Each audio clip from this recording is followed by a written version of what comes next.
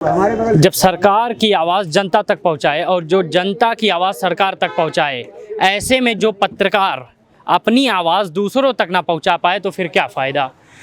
दरअसल मैं इस बात को लेकर आज गुस्से में हूं कि जो सच्चे पत्रकार इस धूप में 12 बजे की धूप में सच्ची पत्रकारिता कर अब अधिकारियों को और उनके बड़े अफसरों को सच्ची खबरें भेजते हैं, तो उनको जब जलन होती है तो उन पे जब केस होता है, कुछ ना कुछ केस लगा के उनको फर्जी मुकदमे में डाल दिया जाता है। आज इसी बात को लेकर हम थोड़ा सा आजमगढ़ के सारे पत्रकार यहाँ पे आए थे आज कलेक्ट्रेट भवन पे, और बाकायदा एक मोर्चा निकला, एक प्रदर्शन हुआ, और हम बातचीत करेंगे कुछ लोगों से और जो उस मोर्चे में शामिल थे, और ख़ुद मैं भी शामिल था, क्योंकि पत्रकारों की बात है भाई। हम भी 45 किलोमीटर से चल के आए कि ये बात को लेकर मुझे पता नहीं इसमें से कौन भाई कहाँ के हैं, किस न्यूज़ से, कुछ नहीं। खाली एक पता था, एक मैसेज आया भाई का कि आप मतलब उन्होंने ग्रुप में डाला था कि आना है, पत्रकारों की बैठक है, तो बस मैं भी चला आया। और क्यों ना आऊँ, मेरा खुद का स्टाफ है और मेरे खुद के लोग हैं, सगे लोग हैं, तो मैं सबसे पहले पूरी बात जानूंगा कि क्या मामला क्या है, किस मामले को लेकर आप लोग वहाँ एसपी साहब और डीएम साहब के यहाँ गए थे। जी देखिए, अभी हाल ही की घटना है जी, उत्तर प्रदेश में जो है बलिया ज़िले की, आजमगढ़ ज़िले में, मध्य प्रदेश में सीधी की बात है जी कि पत्रकार एक विधायक के खिलाफ खबर निकाल देते हैं तो उनको नंगा खड़ा कर दिया जाता है। बिल्कुल। और बलिया के पत्रकार को पेपर लीक होने की खबर जैसे वो अखबार में प्रकाशित करते हैं तो उनको जेल भेज दिया जाता है।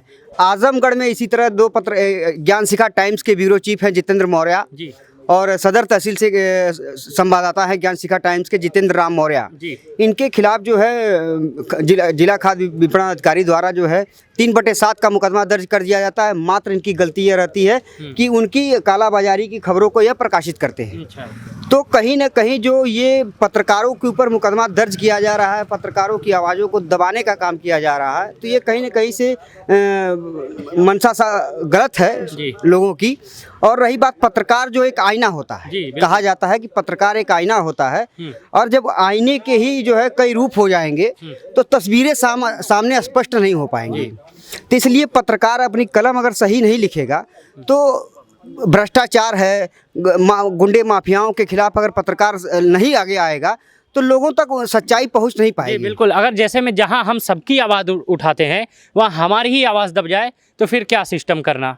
इसी का हमारी आवाज़ दब जा रही है। और कहीं ना कहीं इन जब 1-2-4 पत्रकारों पे मुकदमा होगा तो कहीं ना कहीं लोगों की मंशा यह रहती है कि भाई अगर पत्रकारों पे मुकदमा हो गया है तो हम कैसे एक कहीं ना कहीं दबाव बन जाता है लोगों पे। लेकिन आज इसी सब चीज़ों को देखते हुए हमारे यहाँ पत्रकार ज्ञान शिखा टाइम्स कार्यालय से करीब सैकड़ों की संख्या में लोगों ने भाग लिया है, और जाकर के जिलाधिकारी महोदय को, जिलाधिकारी के माध्यम से राज्यपाल महोदय को, मुख्यमंत्री महोदय को हम लोगों ने ज्ञापन दिया है कि जो पत्रकारों के साथ इस प्रकार का व्यवहार किया जा रहा है उस पर तत्काल प्रभाव से अंकुश लगे, ताकि पत्रकार अपनी निष्पक्षता पूर्वक से अपनी कलम को चला सके।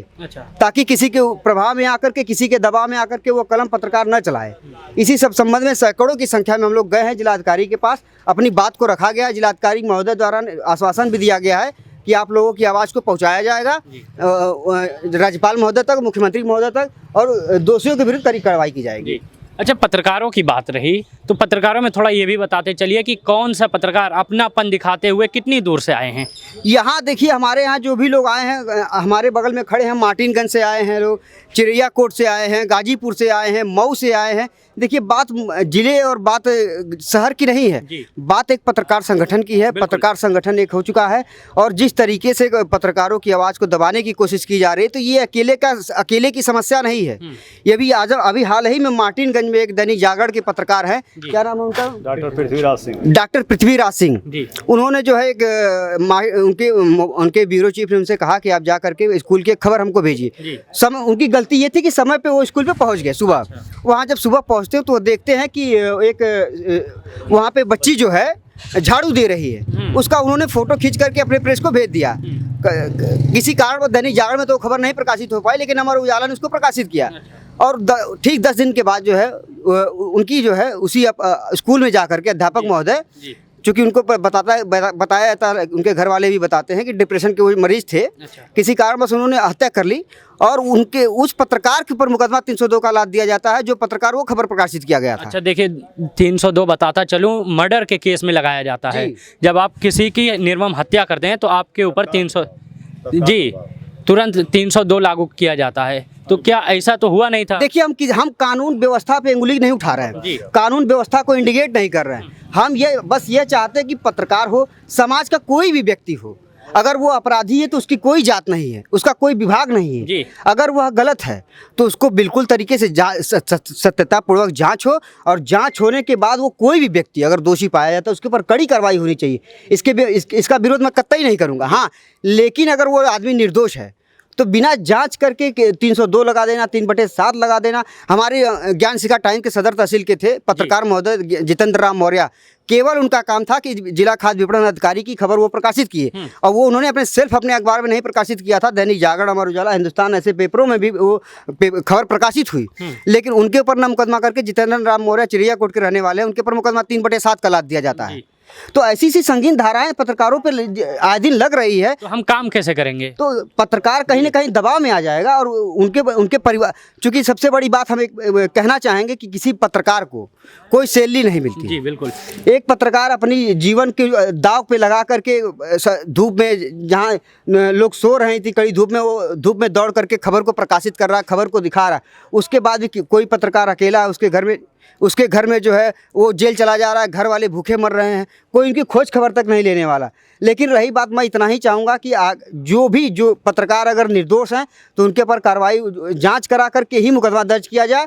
अगर वो दोषी पाए जाते हैं तो बिल्कुल उनके पर कार्रवाई होनी चाहिए, इसमें कोई दो राय नहीं। अगर नहीं है तो उनका साथ दीजिए। नहीं है तो एक बात हम बता देना चाहते हैं कि आजमगढ़ जिले में यहाँ जितने भी पत्रकार हम लोग हैं, आज सैकड़ों की संख्या में आए, और मेरा एक आगे का वो भी है कि अगर ऐसे पत्रकारों पे इस प्रकार का अगर क्रियावंती अगर बंद नहीं की गई, घटनाएं इस प्रकार की अगर अंकुश नहीं लगा, जांच करा कर दोषी है तो आप कार्रवाई करिए, अगर नहीं दोषी हैं तो अगर इस प्रकार की अगर क्रिया होती है तो हम लोग आगे की रणनीति उत्तर लखनऊ जा करके विधानसभा के सामने माननीय मुख्यमंत्री जी से मिलने का काम करेंगे, और अपनी बातों को उनको बताएंगे हम लोग। अगर वो भी नहीं मिलना चाहे तब? बिल्कुल, हमको ये विश्वास है कि हमारे उत्तर प्रदेश के मुख्यमंत्री योगी आदित्यनाथ जी पत्रकारों के साथ है, पत्रकारों के साथ है, उत्तर प्रदेश की जनता के साथ है। वो निश्चित रूप से हम लोग से मिलेंगे और हम लोगों की बात को सुनेंगे। मैं इस बात को पूरा आश्वस्त हूँ कि हम पूरा जांच करा करके दोषियों के ऊपर कार्रवाई करने का वो निर्देश भी देंगे। चलिए, बहुत बहुत धन्यवाद। ये आप सभी जो लोग देख रहे हैं, ये सभी जो लोग हैं, सबसे बड़ी बात तो ये हमारे सीनियर हैं, कोई आम आदमी नहीं है। ये सब अपनी कलम से समाज बदल लेने वाले पत्रकार हैं।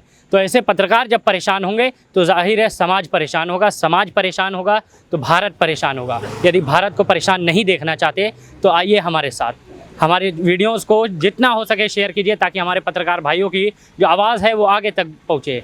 चलिए, बहुत बहुत शुक्रिया आपका भी देखने के लिए ज़िया न्यूज़।